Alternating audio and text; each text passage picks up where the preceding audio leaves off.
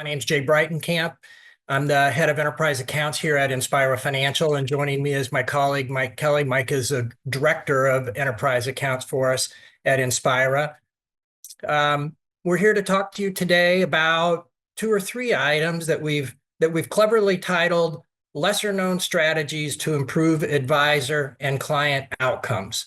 But before we jump into that, we thought it would be helpful if you knew just a little bit about our firm or understand a little bit of the backdrop. And I promise this won't be a long walk down memory lane. I'll cover this in just a couple of minutes. So a little bit of background on our firm. You may know us as the Legacy Millennium Trust, a trust company, a provider of automatic rollovers, terminating plan services, and self-directed IRAs. Or you may know us as Accruit or possibly PayFlex that we acquired in 2022, or BRI that we acquired in 2023, or ProFlex, or NewView or Quest, or most recently, also in the health and benefits space, is First Dollar.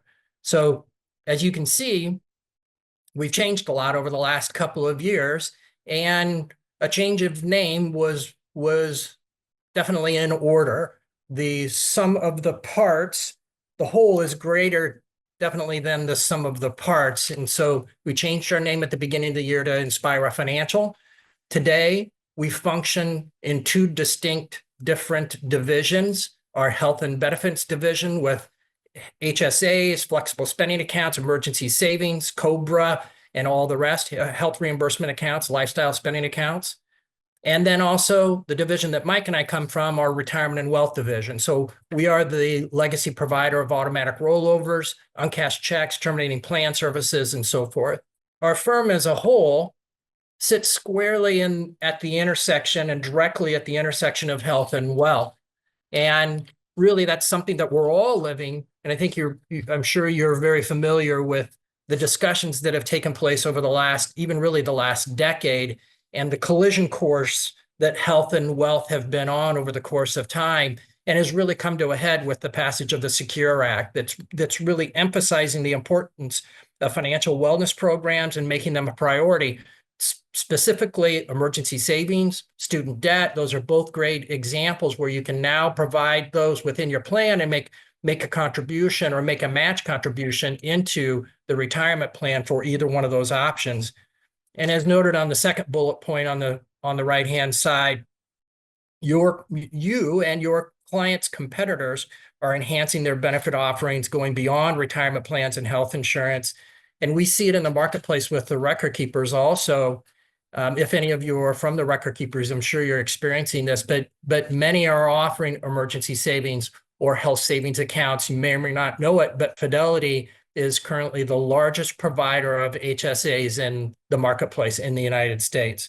And if you stop and think about your clients, I bet you many of them have high deductible plans. On average, about 30% of retirement plans or companies have high deductible health plans today, and that number is growing every year. So we're all sitting at the intersection of health and wealth. So let me jump into our prepared comments. So we will cover the history and very briefly the history of automatic rollovers because things have changed. We'll talk about small balances, what's changed with the Secure Act, and I'll turn it over to Mike, and he's going to talk about uncashed checks and terminating plans, and we'll touch on auto portability too. So let me begin with just a little bit of history on automatic rollovers, and I'll start on the left side of the timeline. So prior to 2001, the regulations permitted accounts that were left behind by participants. If they didn't claim their account, if it was $3,500 or below, the plan sponsor, the record keeper, the administrator, the TPA could cash that balance out, literally send them a check and mail it to them and send that to them in the mail. The industry recognized that was creating a lot of leakage, that a lot of participants were just running off with the money. So in 2001, the succinctly named Economic Growth Tax Relief Reconciliation Act, or more commonly known as EGTRA, was passed in 2001. That increased the limit to 5,000. However, it invented the automatic rollover. So if the balance was between 1,000 and 5,000, it needed to be rolled into an automatic rollover account or an IRA rollover account and handled that way. That was passed in 2001 and 2004. It was provided, the DOL provided guidance that gave safe harbor to automatic rollovers. And then fast forward to today, the Secure Act 2.0 that was passed in 2022 and then took effect at the beginning of this year, increased that limit to 7,000, and it introduced the concept of auto portability. So a quick review, and we'll touch on this more here in a couple of pages, a quick review of an automatic rollover versus auto portability. So an automatic rollover is 7,000 and below for those participants that haven't claimed their account, provided services provided by an outside vendor like Inspira, and covered with fiduciary safe harbor. And that is an involuntary move. Obviously, if they've not claimed their account, then that money moves automatically. For auto portability, it's also an involuntary move. It's a move from the old retirement plan through an automatic rollover and into the new plan. So it is an attempt to move from plan to plan, but the mechanism is an automatic rollover account, an IRA rollover account. And there is, where there is safe harbor protection for an automatic rollover, there is not safe harbor protection for the auto portability. And again, we'll talk about this a little more in a moment. These small balances have a significant impact. It drives up administrative fees. There's a cost to do these searches. You have to know what you're doing. You have to have those outside services, and there's an opportunity cost. You could be spending your time doing other things. And this is being scrutinized by the Department of Labor. And they're looking to see whether employers and plan sponsors have proper procedures in place to search and locate missing participants. This started in Philadelphia under the Obama administration, but it's expanded to become a national enforcement priority. So employers and plan sponsor providers must have these procedures in place to search and locate these missing participants. Otherwise, you may be subject to an enforcement act. We've talked about this a little bit. Obviously, there are problems for plan sponsors, just a drain on resources, fiduciary risks.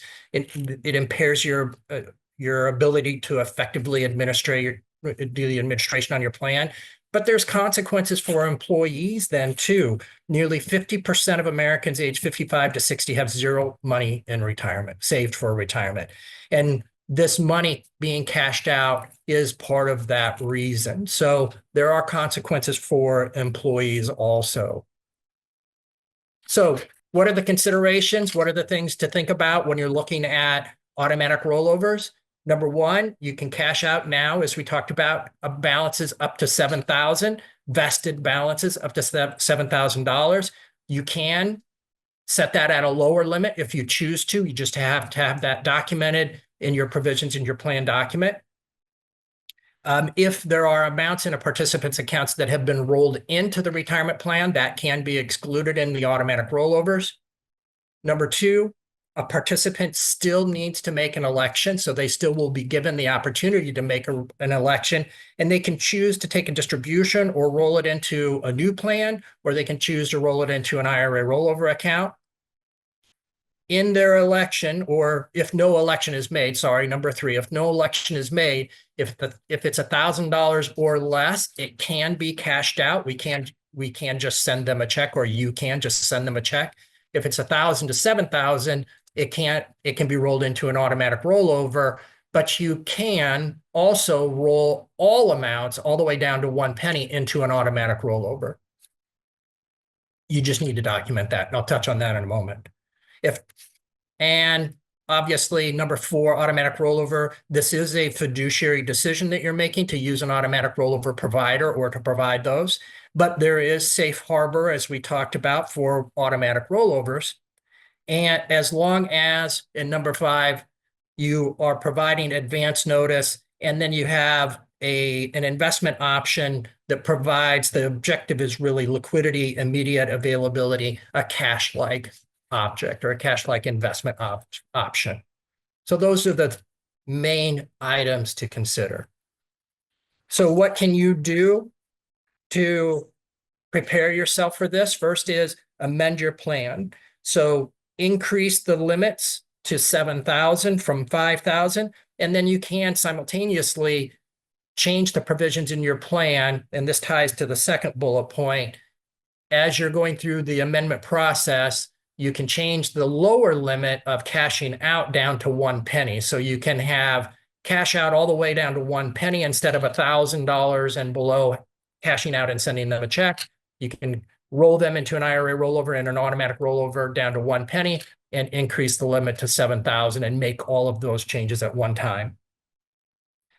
The third bullet point refers to plans that are at the cusp of 100 employees, give or take. So we can help you if you do if you roll those participants that have left the plan or left the company and are still in the plan. If you roll them out, it can bring you back below that 100 participant threshold that would help mitigate or limit the audit that you may have to make. So 100 and below, an employer can fill out the SF 5500, which is a simplified version. If you're 100 and above, the Form 5500 would likely need you would need to fill that out, and you would likely need an audit by an independent qualified public accountant, IQPA. Yeah, to add to Jay's point, those audits are expensive. So it's definitely something that will save your client a lot of money if you're able to get that, still keep that small plan status.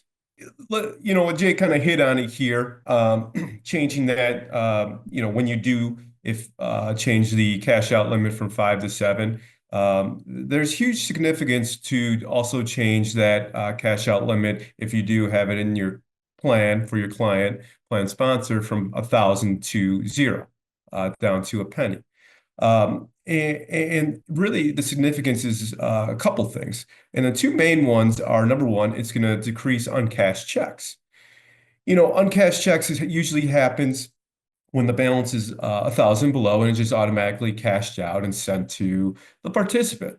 And a lot of times these individuals don't even realize they're part of a retirement plan or enrolled, or they get to the envelope and they don't know what it is and they throw it away or they disregard it. And so that check is never deposited. And that money, according to the DOL, is still part of the plan. So those funds are still part of the plan. So the plan sponsor still has fiduciary responsibility. And so there's a little gray area there. What do you do with the funds? And usually the funds come back to the plan. You put them in a forfeiture account or some other account. But you still got to track them. And so the DOL reports that nearly 98% of uncashed checks were for amounts 1,000 and below. So, usually the uncashed check is 1,000 and below. And it's important to work with an automatic rollover provider like Inspira Financial that can accept any amounts, so that you can roll those accounts over to a custodian that holds them and is able to set up an IRA for them, and then they're no longer part of the plan. And the reason why that's significant also is it reduces a lot of burden and cost for you and your plan sponsor, your client. It's allowing these low balance accounts to leave the plan. And with that, you're not having the administrative headaches. You're not potential increased cost tracking these individuals. You got to search for these individuals. If they're in a forfeiture account, you really got to track that money. And once they do pop up, you do have to pay them right away. So it's a lot involved. The other thing with no minimum balance requirement in plans, and we see this in, this is the main reason for leakage, is these 1,000 and below. So, by putting the balance to 0, you're really helping reduce leakage in the retirement system, because these individuals, a check is deposited, and usually they get the check and they don't roll it over. They unfortunately, they need that money for other costs. And so that money is leaving the retirement system. So, by us able to accept any rollovers of any amount, we're really trying to reduce this leakage in the retirement industry. First off, if you do have a uncashed check problem in your retirement plan right now, the best solution is for existing uncashed checks is automatic rollovers. A firm like ours, we're able to accept those uncashed checks and establish IRAs and really start the process of searching and trying to engage these individuals and really help them continue on the retirement journey. Um, and the best solution also to prevent uncashed checks altogether is really, like I mentioned on the last slide, really just moving that minimum requirement from 1,000 to zero. And hopefully that will eliminate all uncashed checks for you. But, if your plan sponsor decides they don't want to do that, or you just want to keep it at 1,000, that's perfectly fine. And we'll talk about here some key steps to really preventing uncashed checks in the first place. The first one is really encouraging quarterly updates of employees' address and contact information. Employees now, account holders, are really moving around a lot, and we see it all the time. People have a few addresses, so it's hard to make sure that you have the most current and up-to-date address. I also will say us at Inspira, we do also offer a search service, so we can look for those individuals as well. The second one, and we run up about against this one quite a bit. Keeping data accurate when there's an M&A or any other corporate transaction, and we see this quite a bit, changes in record keepers. Data that's transferred over, sometimes missing a couple digits or an address or is not current. So making sure, if there's big changes like that, that the data that's getting sent over is accurate and up to date. The third one here and the fourth one really go about the offboarding process for your clients, the plan sponsors. It's a very helpful tip here to really include information about their retirement plan options on the offboarding process when these employees are leaving the company, usually with HR, letting them know they do have a retirement plan. Here are the options that you have, or you'll be expecting to receive something here in the next few weeks. And then also on the offboarding process, it's very important to really obtain a personal email address, up to date, make sure you have the most up-to-date address on file and a cell phone number.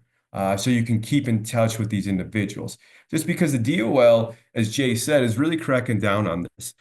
So if you're able to really have this information and it's accurate, it's a better opportunity, a better chance that you're going to find these individuals and reunite them with their funds.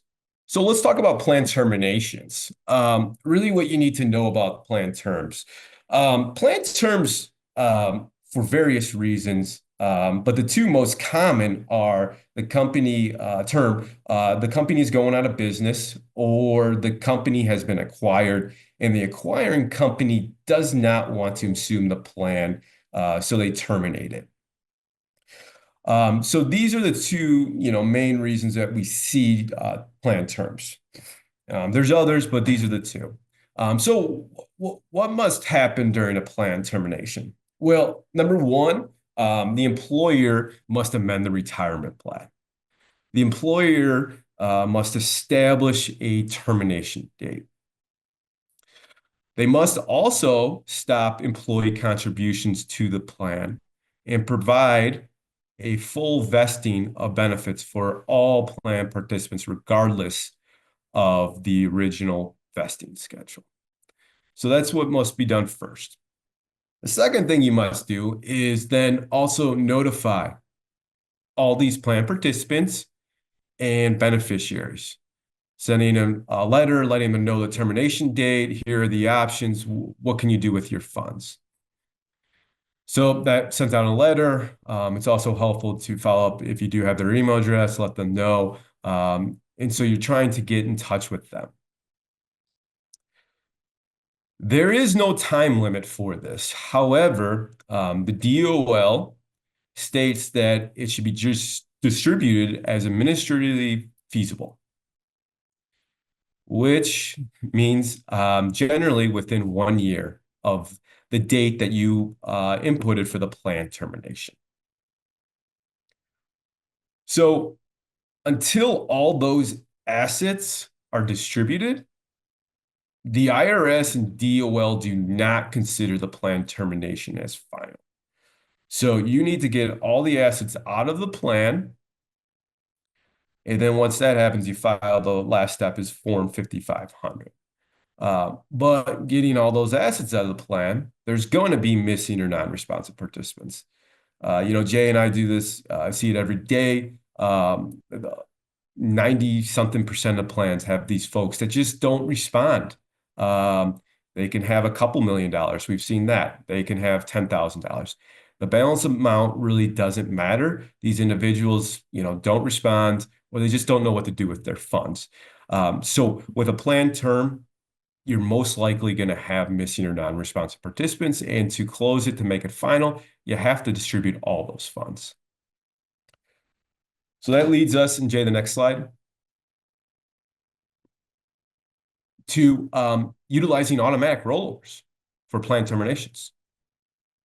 It's actually what the DOL recommends for distribution solutions for participants that can't be located.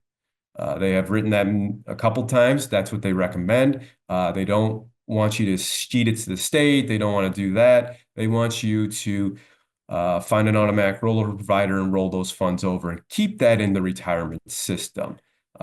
Especially with automatic rollover providers like ourselves that are going to search for these individuals, engage these individuals, and then give them options of what they can do with their hard-earned retirement money. So, what to do when you prepare for a plan term? Got 3 kind of key tips here. Number one, with a plan term, plan ahead. You're most likely what's going to happen. So plan ahead. I always recommend getting a team together, assembling a team. That team usually is you, the advisor, your client, the plan sponsor, the record keeper, and then an automatic roller provider like Inspira Financial. That's an expert in this space that can help you through the process. And then if you have a TPA involved too, that would be great to include that. So, really get a team together, assemble a team, really go over what the process looks like, what needs to be done. And we can, Inspira Financial can help you through all that. The second thing is you're going to need to employ an automatic rollover solution. Like I said, there's just going to be folks that are missing or non-responsive that just not taking their money. It's a crazy thing, but it happens. And so, really really employing a automatic rollover solution is going to be key to really wrapping up this plan termination and getting it closed out.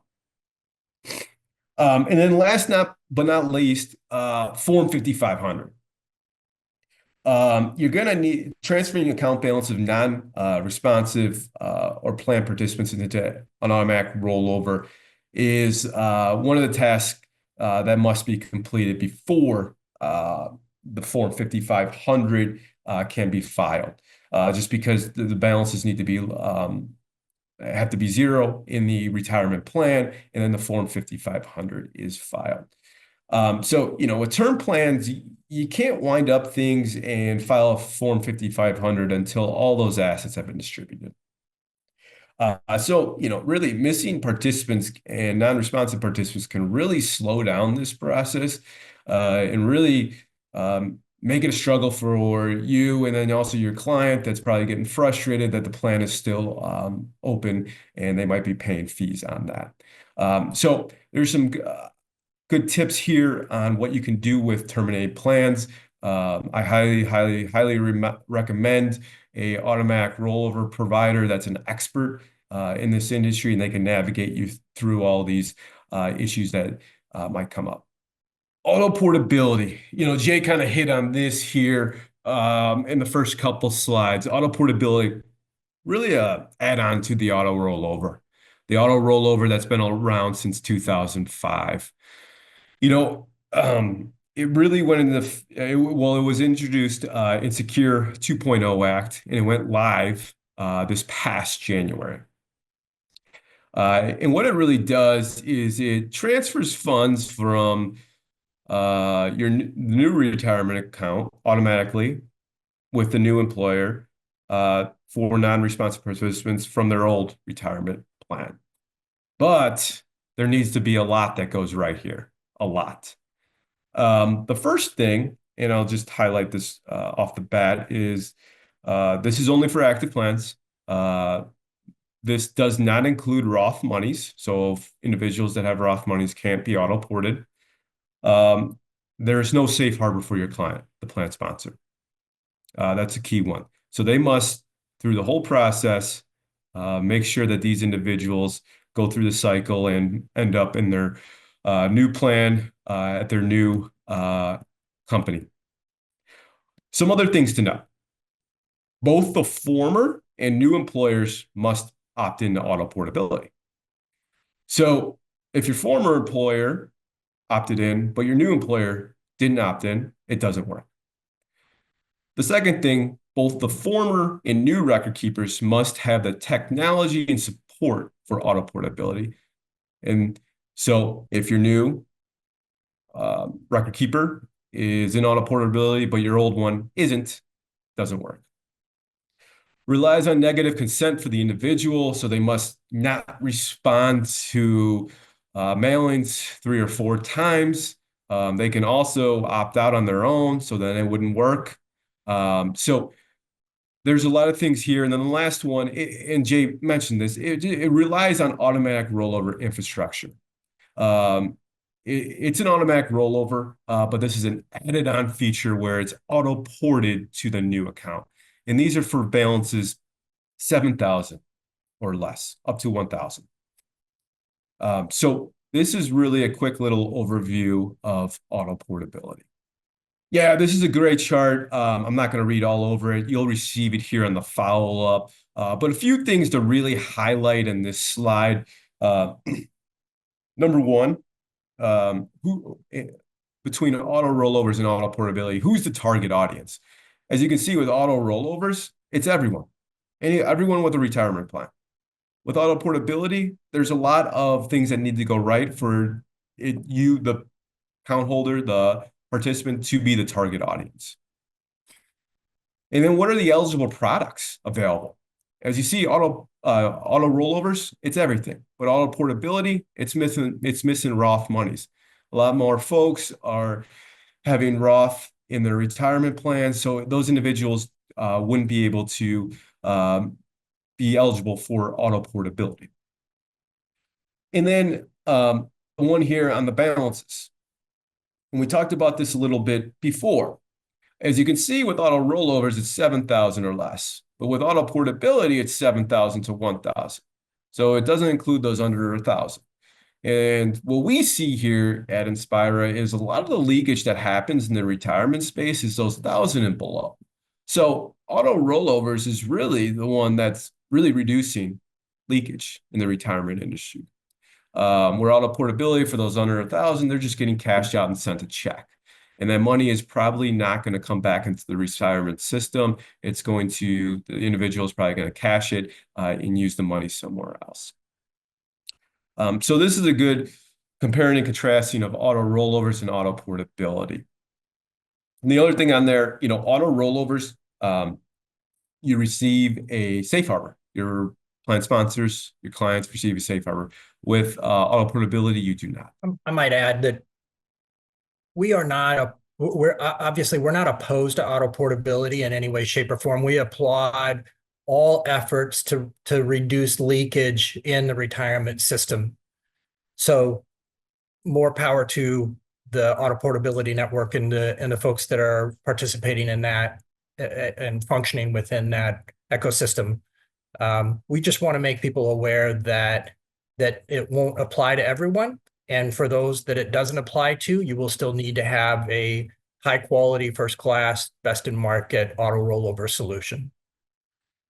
Yeah, yeah, well said. Yeah, like Jay said, Inspire is in favor of any way to help reunite retirement funds with missing and non-responsive participants and really help them continue on that retirement journey. And we've been doing this since 2005, and we've invested, millions and millions of dollars in helping these individuals in the search and the engagement, and then giving them options of what they want to do with their funds. So yeah, we're definitely in favor of helping individuals reunite with their funds. And then the last slide here, um, really what to look forward to coming up very, very shortly here, actually. Also in Secure 2.0 Act is the establishment of the Retirement Savings Lost and Found database. So this is basically terminated participants will be using this online database to locate their lost retirement benefits. Something else that, Inspira is very much in favor of, helping another tool for participants to help find their retirement funds and continue on that journey. Couple notes on this though. The DOL is asking for plan administrators or record keepers to share data of termed participants and to really upload that information via a portal. There's going to have to have more details and information on that. The DOL is coming out with more and more on that. So more to come on that. They did start accepting data a few weeks ago. It is supposed to go live by December 29th here. So some stuff that still needs to be sent out. So more to come on this, but something that we are definitely looking forward to. Another way for helping these individuals really continue on that retirement journey. With plan terminations or HSAs or any way we can help with you searches, we also do notifications. We offer the full outsourcing of the distribution process. So we're able to help you and your clients. We're also able to really, and we could talk, Jay and I, with you individually, but we're also able to also offer another revenue stream for you, especially with plan termination. So we would love to have a discussion, a conversation with you. So please reach out to Jay or myself. We will be following up here in the next couple weeks and with you. So appreciate all your time.